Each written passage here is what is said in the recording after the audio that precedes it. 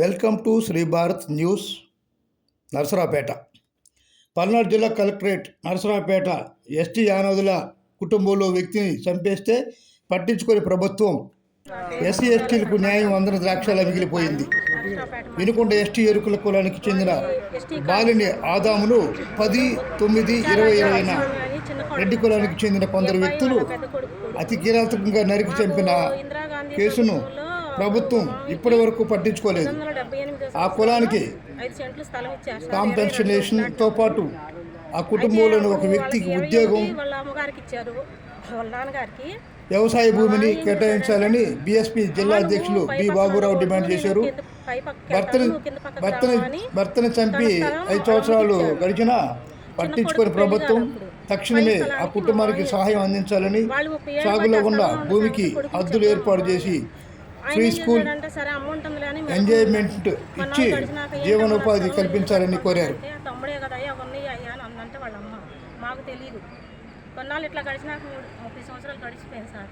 సరే ఉన్నీలే, మా అమ్మ మా తమ్ముడే కదా ఉంటుందని మా మామయ్య నెలకొన్నట్టున్నారు. వీళ్ళు ఈ మధ్యలో స్థలంలో ఉంటా మా మీద తగులు పెట్టుకొని గొడవలకు వస్తా మమ్మల్ని కొడుతున్నారు సార్. తగులు పెట్టుకొని బీభత్సం చేస్తున్నారు 3-4 సంవత్సరాల నుంచి.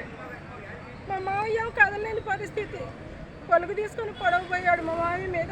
మా మామయ్య చిన్న కొడుకు వెంకట్రావు.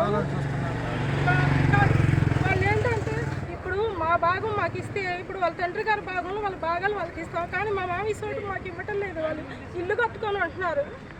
అదేమని అడిగితే ఇది మా స్థలం, మీది కాదని చెప్పి మా మీద తవ్వుకుపోతున్నారు. మెలకుండి సరే పోనీలే అని చెప్పి మేము మెలకుంటుంటే మేము లేని సాయం చూసి మొత్తం మా వాళ్ళ మీద తగ్గులు కొట్టున్నారు. పొలం మీద మీ గొర్రెలు కాసుకుంటుంటే వచ్చే వాళ్ళు ఇరుడు సంక్రాంతి రోజు నేను వస్తుంటే సెంటర్లో నా మీద బాటలు తీసుకొని కొట్టాడు సార్. అతను అతని పేరు బాటలు తీసుకొని కొట్టారు. సెంటర్లో అందరూ చూశారు. దీని మీద మేము కేసు కూడా పెడితే వాళ్ళదే చెల్లింది మా చెల్లెలో. ఎందుకంటే వాళ్ళకి బాగా పలుకుపడింది.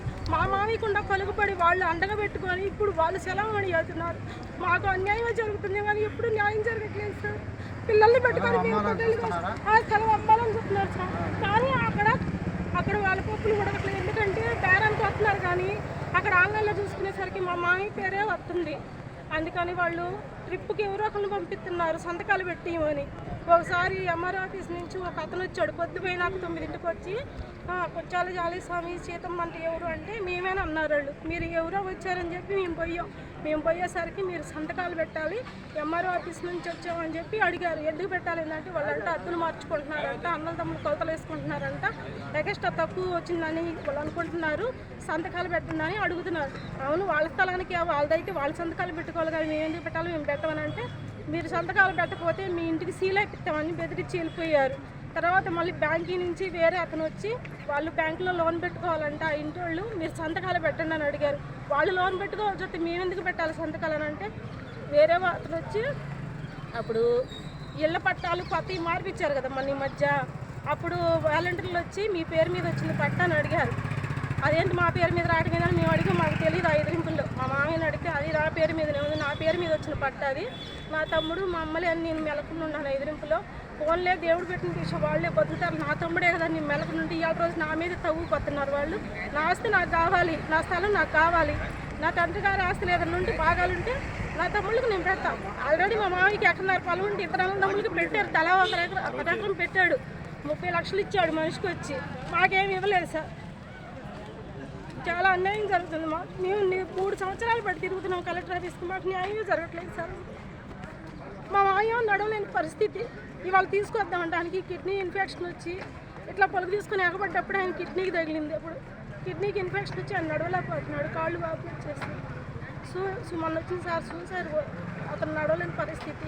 మాకు పోటీలు ఉండి మరి మేము ఇతర రావాలంటే మాకు రావడం కుదరదు. అబ్బాయిని తీసుకొని నేను వచ్చాను సార్. జరగాలనుకో నర్సరావుపేట మండలం ఇసపాలెం గ్రామానికి చెందిన కుంచాల జాలయ్య అనే అతనికి యానాదికి గతంలో ప్రభుత్వం వారు 5 సెంట్లు ఇంటి స్థలం ఇవ్వడం జరిగింది. పట్టా నెంబర్ వచ్చి ప్లాట్ నెంబర్ వచ్చి 22వ ప్లాటు. ఈ ప్లాటుని అక్కడే ఉన్నటువంటి కొద్దిమంది భూ కబ్జాదారులు ఆక్రమించి దాంట్లో ఇళ్ళు నిర్మించే ప్రయత్నం చేస్తూ ఉన్నారు. దీనిలో భాగంగా బాధితులు వాళ్ళు ఎవరైతే భూ కబ్జాదారులు ఉన్నారో వాళ్ళు బాధితుల మీద దౌర్జన్యం చేస్తూ ఉన్నారు. బాధితులు ఈరోజు గ్రీవెన్స్ డేలో భాగంగా పల్నాడు జిల్లా కలెక్టర్ గారికి అర్జీ ఇవ్వడం జరిగింది.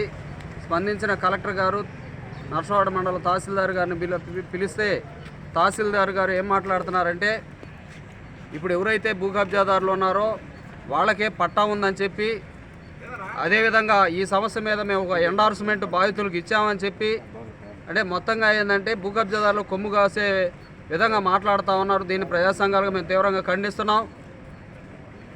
కుంచాల జాలయ్య అన్న అతను వృద్ధాప్యంలో ఉన్నాడని ఒక ఆసరాగా తీసుకున్నటువంటి భూ కబ్జాదారులు ఇతను ఏమీ చేయలేడని చెప్పి దౌర్జన్యాన్ని వాళ్ళ కుటుంబ సభ్యుల మీద అందరి మీద కూడా దౌర్జన్యాలకు పాల్పడుతూ ఉన్నారు.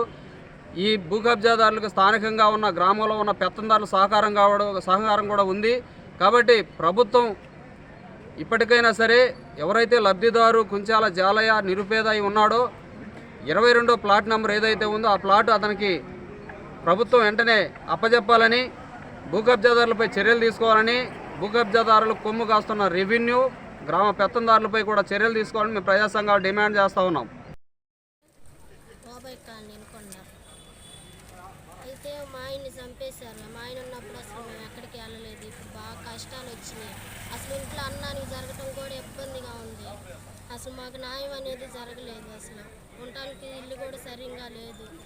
పొలాలు అవి ఏం లేవు, మటర్ చేశారు. కానీ వాళ్ళు ఎవరు ఏం పట్టించుకోవట్లేదు. వాళ్ళు డబ్బులు ఉన్నాయి కాబట్టి వాళ్ళు కట్టి బయటికి వస్తున్నారు. నాకైతే ఏ న్యాయం జరగట్లేదు. చిన్న చిన్న పిల్లలు ఏ పనికి వెళ్ళరు. నేను ఒక్కదాని కూలి పనికి వెళ్ళాలి, తెచ్చుకోవాలి, తినాలి.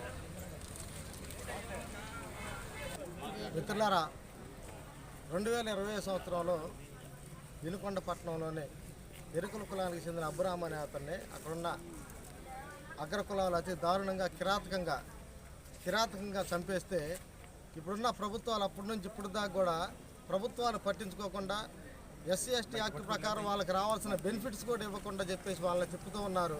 అదే నిన్న నెల్లూరులో ఒక ఓసీ కులస్తులు ఇంకొక ఓసీ కులస్తులు కారుతో గుద్ది చంపేశారంటే ప్రభుత్వంలో ఉన్న అందరూ నాయకులు వెళ్ళి వాళ్ళకి ఉద్యోగాలు ఇచ్చారు, 5 లక్షల డబ్బులు ఇచ్చారు, 2 ఎకరాల పొలాలు ఇచ్చారు. కానీ వాళ్ళకి ఎలాంటి యాక్ట్ లేదు.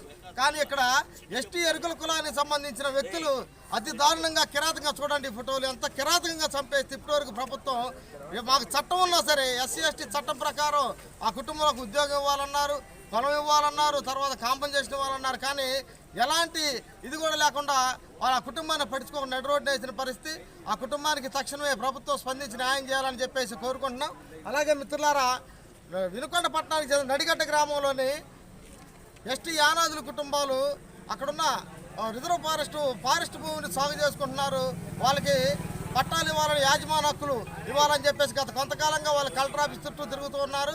కనీసం ప్రభుత్వాలు పట్టించుకోవట్లేదు. వాళ్ళకి 2006 ప్రకారం చట్టం ఉంది. 2006 ప్రకారం ROFR చట్టం ఉంది. ఆ చట్ట ప్రకారం యాజమాన్య హక్కులు కల్పించాలని చెప్పేసి వాళ్ళు కలెక్టర్ ఆఫీసుల చుట్టూ, MR ఆఫీసుల చుట్టూ తిరుగుతున్నా కానీ పట్టించుకోని పరిస్థితి.